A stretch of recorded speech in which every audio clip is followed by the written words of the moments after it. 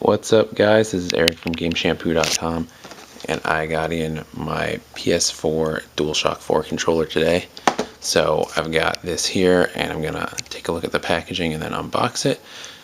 And then up here we've got a frankly obscene number of controllers to compare it to, and then I'll show off all of the DualShock 4 new features, all the things that have been changed about the controller for the PlayStation 4. So if you've ever wondered what the difference is between a PlayStation 4 and a Nintendo 64 controller is, well, I guess you found the right place. And if you want a normal unboxing, we've got that too. So here's the DualShock 4 packaging. You can pick this up in pretty much any GameStop store right now, or EB Games. And you can also get it from Amazon. That's where I got it from. Amazon is currently running a promotion with their trade-in little side business thing where you can sell them games and controllers and old electronics and stuff like that. So I got this by trading in $30 worth of video game, and in my case I sent in Beyond Two Souls after I finished with it. And they gave me an extra $30 towards a DualShock 4, so essentially it was free. So if you're getting a PS4, you can actually get a free DualShock 4 from Amazon right now. It's a limited time deal, so you might want to jump in on that quickly. So here's the back of the package. They've got kind of a list of improvements on the back here, as opposed to the just kind of like instructions stuff that was on the back of the PS3 DualShock 3. So if we get in here, let's see, here we go. So we've got a touchpad that supports multi-touch, opens up new gameplay possibilities. Built-in speaker and a stereo headset jack add new audio options. Over here, we've got dual analog sticks and shoulder buttons retain that classic ergonomic feel. I would not call the PS3 shoulder buttons ergonomic or classic, but you know what they mean. That classic ergonomic feel while improving control. Most definitely, if my hands-on time with this was any indication, the control is hugely improved. The share button makes social interactions easy with instant gameplay and video and screen uploads. And in enabled games, the light bar combines with the PlayStation camera, sold separately for $60, to precisely track players' position and movements. So basically Microsoft is showing off how the Kinect can detect the position of your controller, and this thing can do that too if you get the camera, so that you don't have to worry about like swapping around controllers during split screen games and stuff like that. An evolutionary controller for a new era of gaming, the DualShock 4 wireless controller features familiar PlayStation controls and innovative new additions such as a touchpad, light bar, and more. So that's pretty much the box. Nothing really doing on the side here, either side really. So let's see if I can crack this open. Doing this stuff one-handed always maybe a little precarious, and there we go, sort of. That out of there. All right, not so bad. Looks like it's gotten taped up on the sides though.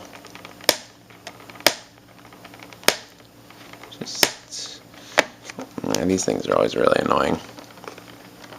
How about I go grab a knife to slit this thing open with, which I forgot to grab before this video, and then we'll just cut to this being open.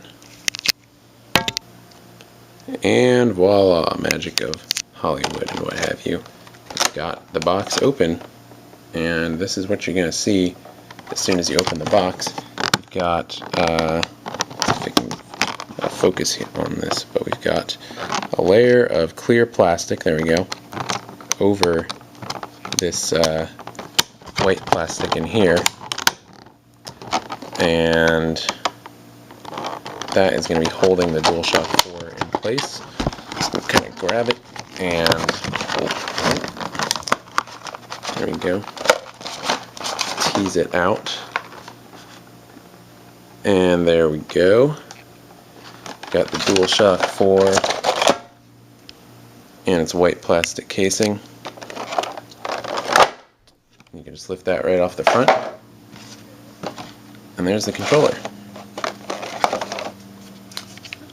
Oh man, it's exciting to have one of these things in my hand. I haven't had this thing in my hand since probably Comic-Con. I played Knack. So here's the PS4 DualShock 4. Let's get in on those analog sticks so you can see the raised lips over there. This is in contrast to the PS3 DualShock 3, where there was nothing to kind of keep your thumb from slipping off the edge. Now we've got this little lip on the side, and the material on the actual analog stick is much more sticky, you could say, so that, you know, doesn't feel like I'm going to have any issue with my thumb slipping off of here at all. Next up, we've got the moved PlayStation button, which is now in the bottom center of the controller, as opposed to this top center where there is a touchpad. So let's just press that. Oh, it's flashing. So I'll give it a quick tap and it flashes a couple times. Looks like it's searching for something to connect to. Unfortunately, no PS4 in here just yet, so there's nothing for that thing to connect to. But let's just hit it one more time. It does not feel does not feel as loose as the old PlayStation button. I mean, if we just get in here on my DualShock 3 and tap that,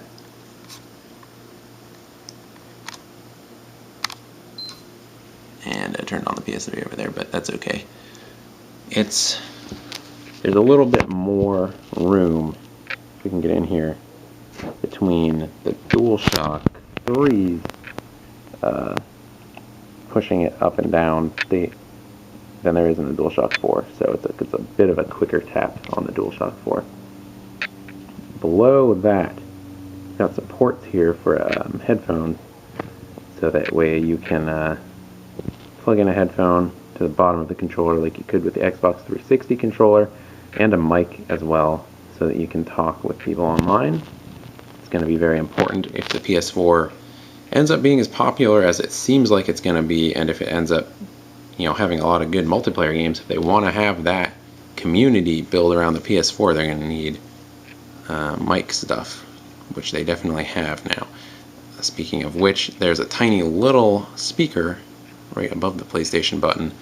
This will output stuff, I guess, from games. I haven't really seen anybody use this speaker in any kind of meaningful way, so I can't really tell you for sure. Next up, we've got the touchpad. You can actually see when I push down on the touchpad that just a light touch on here is not really going to do anything.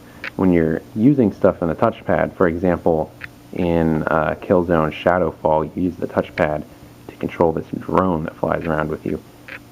Just touching it and sliding it is not really going to do it. You gotta actually click down on it and touch like that. So it's a little bit like certain BlackBerry smartphones have this screen that just pushes in just a little bit when you touch it.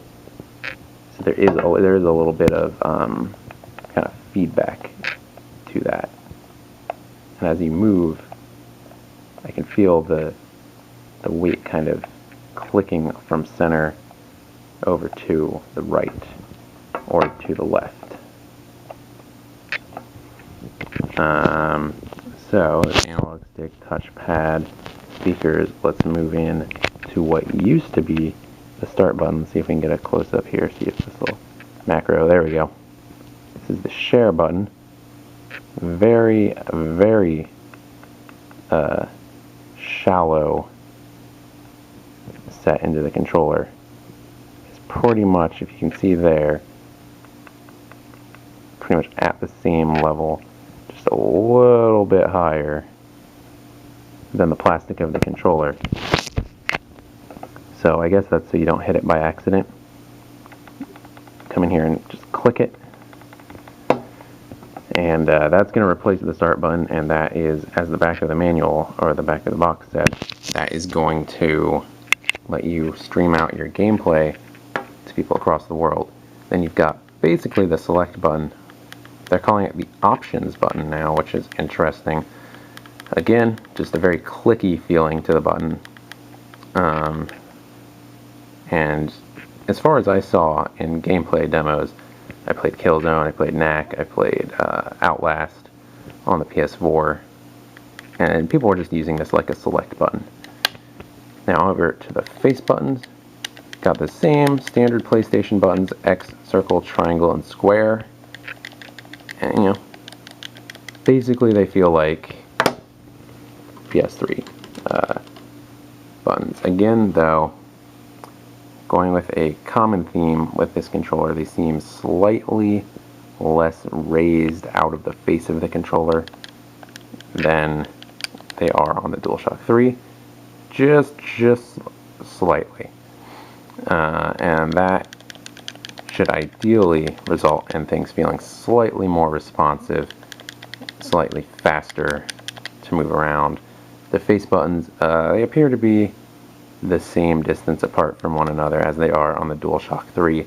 We'll obviously be taking a closer look at that in a second. But yeah, it shouldn't take you any time to move your thumb between those buttons. Now, let's switch hands here and take a look at the D-pad. Okay, yeah, that is a Sony D-pad for sure. This actually feels a little bit tighter than the DualShock 3's D-pad.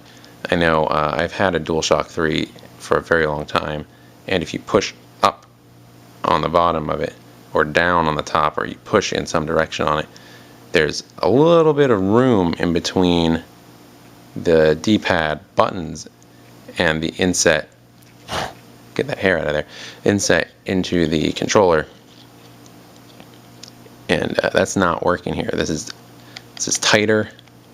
It feels a little bit more maybe like a Nintendo D-pad on like a 3DS or something like that, except the buttons are larger than they are on Nintendo, and obviously they are not all connected in the center. So this is trademark Sony stuff, but it feels much better than the PS3 D-pad, which itself felt pretty good already. So now we're going to get into the back of the controller, which is kind of the hottest topic here. So top shoulder buttons, R1, L1, largely unchanged. Just poke up a little bit from the top, click down, you can hear that, hopefully, and yeah, function just like a normal bumper, you know, just like you would expect they would. The trigger is what has been changed here, and this is what's exciting. So you see you've got like a nice little lip under here, just like you do on the DualShock 3. However, the weird marshmallow shape has been replaced by a nice little contour. And that contour is right where your finger fits in. So let's push this down and see what we get.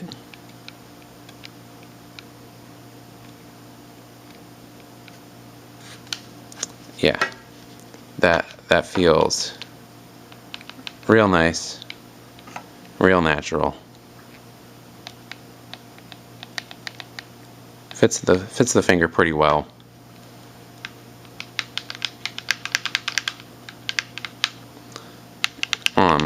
Messing around with this thumbstick, it's worth noting that it feels much more like an Xbox 360 gamepad in terms of the stick, the play on the stick, and the fact that if you push both your thumbs in, you're no longer going to be hitting your thumbs in the middle there. See how it doesn't go all the way out to the middle.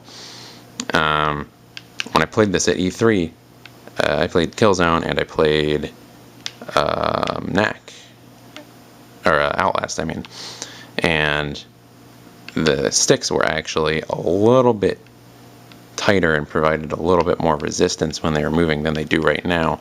So I think they may have actually tweaked that a little bit, in terms of like how much they spring load the trigger or the analog stick, and that's actually nice. So it almost feels exactly like you're moving an Xbox 360 stick around. The trigger does not feel exactly like the Xbox 360.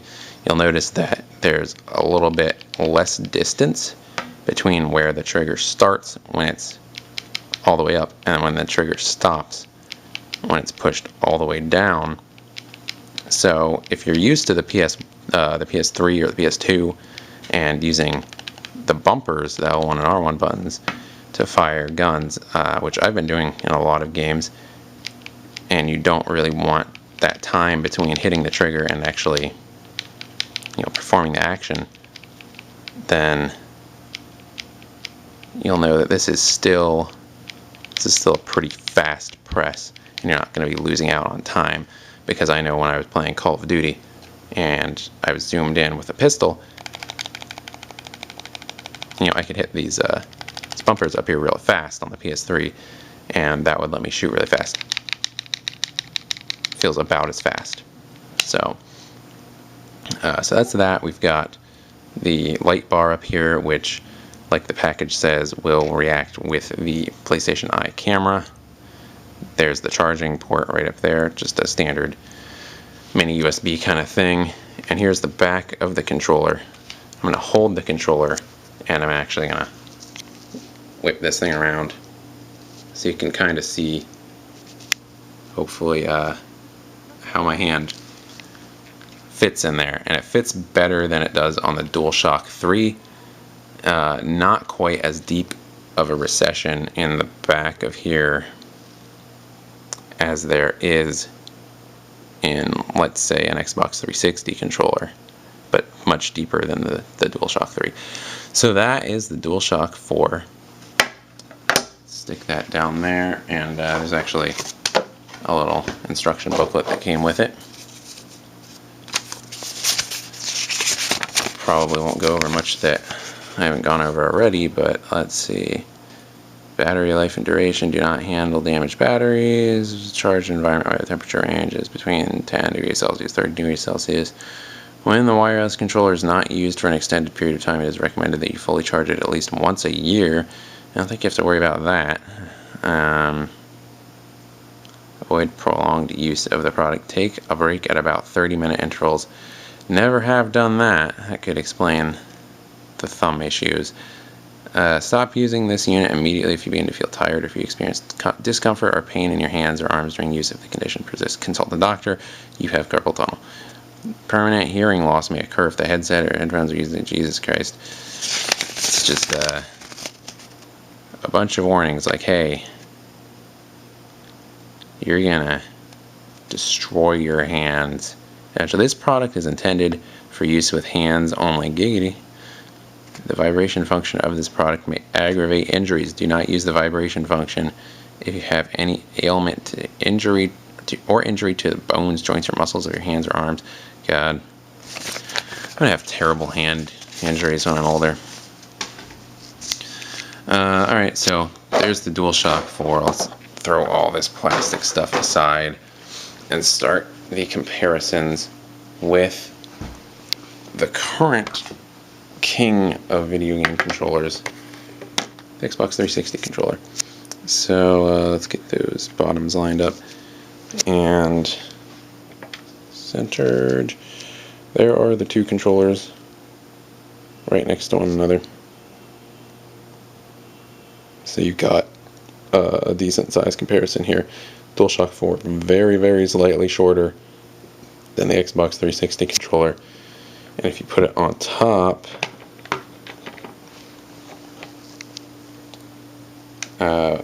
looks like about the same thickness. And about the same with the PS4 controller. Is just slightly, just very, very slightly wider.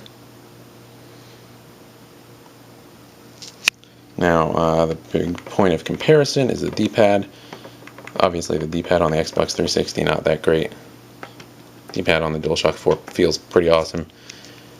And let's get a look at the triggers here. This one pushes down very easily and buries deeper into the plastic of the controller casing. It has no lip on it either, whereas this one,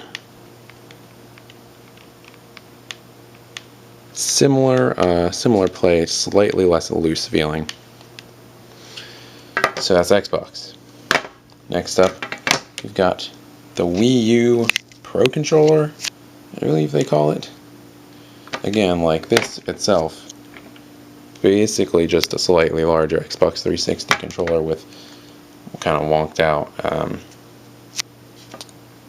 button placement, stick placement, stuff like that. So you see, if we pull out here, that the Wii U controller is actually a bit wider than the PlayStation 4 DualShock 4. So let's get on the D-pad with this one. Hello there. Like the DualShock 4, feels very, very precise. Let's put this on top. See width stuff. And the Wii U Pro seems to be a little bit thinner than the DualShock 4.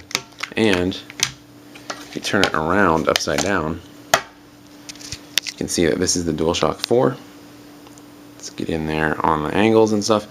And this is the Wii U Pro controller. And the recesses in the back of this controller are far, far deeper than they are in the DualShock 4. And I actually find that it kind of makes the Wii U controller more comfortable just in terms of holding it than the DualShock 4 is. The button placement I find is not ideal. I don't like having these buttons down here, and home is too small. I think select and start are a little bit too close in there. But just in terms of holding this controller, I actually like this better than an Xbox 360 controller, or so far the DualShock 4, but I've only held it a little bit. By comparison, this is the back of an Xbox 360 controller versus the back of a DualShock 4.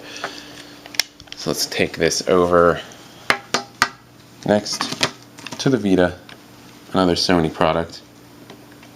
Not a whole lot to compare here aside from the fact that holding a Vita is still both much heavier, much heavier, about twice as heavy, maybe even a little more, and as you can see, a much wider kind of experience. The D-pad on the Vita is nothing like the D-pad on the DualShock 4. This one feels kind of clicky and loose, and small obviously because we're on a Vita, whereas this one has a nice size to it, has a nice push and give to it. It feels just about right overall. Also, obviously the analog numbs on this thing are really weird. Face buttons are very clicky.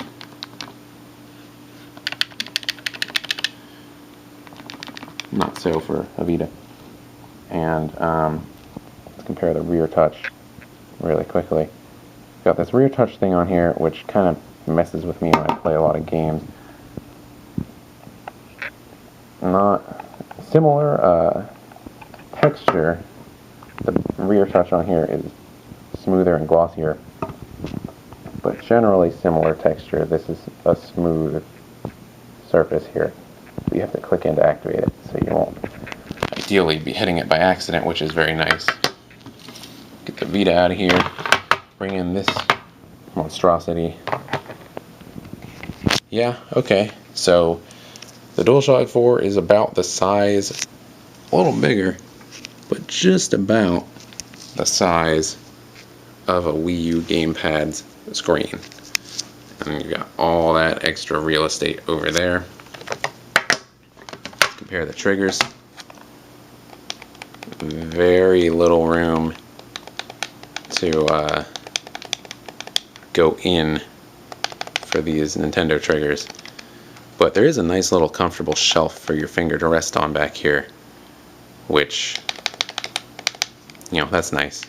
The sticks on the Wii U, both the Pro Controller and this gamepad, are a little loosey-goosey in comparison to DualShock sticks.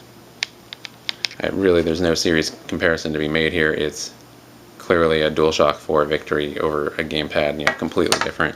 This thing is even heavier than the Vita. It feels like you're holding a freaking brick. So no real comparison to be made there. I think the most interesting comparison to make is probably with the DualShock 3. So let's scooch these up. Now, wiggling around the D-pad a little bit, but if we put both of them there, you can see the DualShock 4 is very, very slightly wider than the DualShock 3. However, the tapering of the corners right here is more subtle and it's longer, whereas this is just a straight line. This has a nice little arc to it as it comes down and curves around the bottom, curves back up to the inside. This is a little more harsh on the DualShock 3. The start and select buttons on the DualShock 3 are rubbery and kind of, if you get in there, they just kind of wiggle around. And then the PS button in the middle feels alright, but it's kind of, you know, it kind of leans to one side or the other when you push in on it. You don't get that rubberiness at all out of the share or the options button here. And this button right here, the PS button in the center, as I said, feels a little bit more responsive. Let's get in on the analog sticks. Another thing that has been greatly improved. So when you're playing an FPS, you know, click down and you've got to move for a while. It can be easy for your thumb to just slowly slip off, and you gotta come back and recenter it. And that is not the case at all. At least so far as I've seen with this controller. We've got a nice little lip and a nice rubbery texture, which if we can macro there and here, it's just smooth on the PS3 controller to an extent that your finger can slip off a little bit easier, whereas it sticks a little bit more to the DualShock 4. Moving on to the face buttons. Basically the same face buttons, although they've got like a nice little glossy finish beneath them on the DualShock 4 that is not present on the DualShock 3, and also that little cross D-pad shaped thing is not present on the DualShock 4. Come down to the bottom, you can see obviously there's no headset support on the PS3 controller, although the top does look pretty similar. You've got a little indicator up there to tell you what player you are and what the battery status is. The light bar will now take care of that for you. And then we've got a mini USB charger. The triggers still have that same lip on the side, but again, they're kind of like puffy marshmallow shaped. And I personally didn't mind these a ton, but there's this weird squishiness to pushing down on it,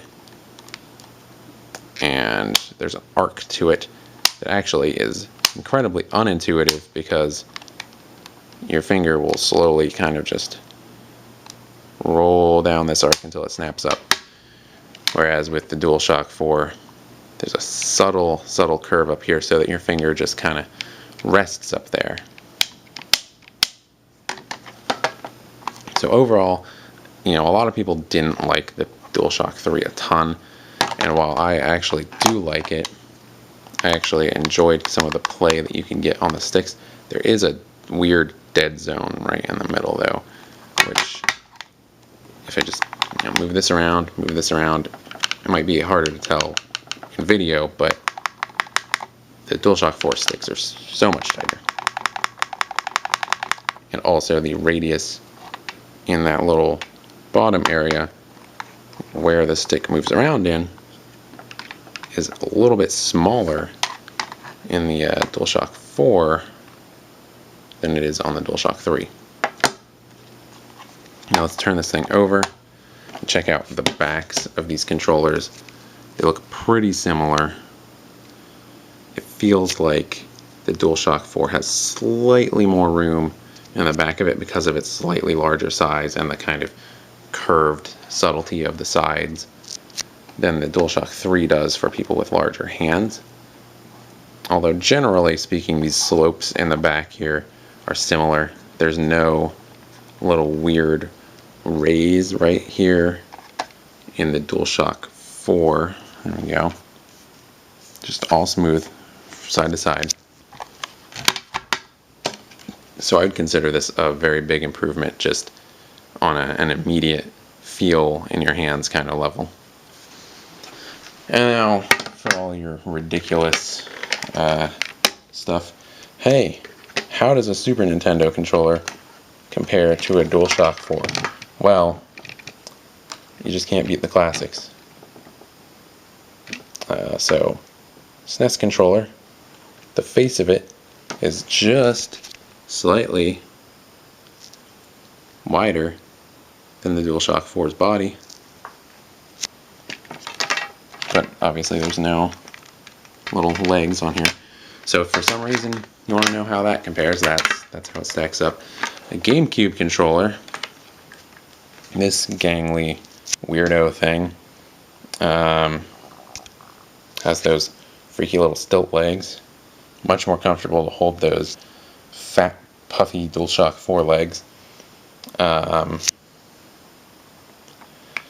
Everything about this controller is weird. There's so many weird things about this controller. Only has like one shoulder button on this side, two on this side. The buttons are all like strangely plopped out over there. I mean, clearly this is a better controller. Although if you come in from the side, you can kind of get a good idea of the thickness of the DualShock 4. If you've ever played with the GameCube controller, it's a little bit thicker. And you see here, the DualShock 4 is actually much, much thinner. So this is actually interesting. I've got the PS2 controller here next to the PS4 controller. This PS2 guy was widely regarded as the de facto controller back in that generation. And these sticks actually don't feel as loose as the PS3 sticks. It's interesting. The PS4's, the play on the PS4 sticks feels much more similar to that of the PS2, so that's really interesting. D-pad in here is just really, really tight. And again, that's more similar to the DualShock 4 than it is to the DualShock 3. The face buttons, these things have pretty much not changed at all. They actually do feel a little bit cheaper. They feel a little more sturdy on the DualShock 4. And as far as shoulder buttons go, remember back when there were no triggers on controllers? Yeah, that's weird stuff. And the back has remained basically the same. So that's kind of interesting. The DualShock 4 does seem superior, especially by today's standards, however. And then finally, DualShock 4 and 64 controller. Yep. That thing was still a terrible idea.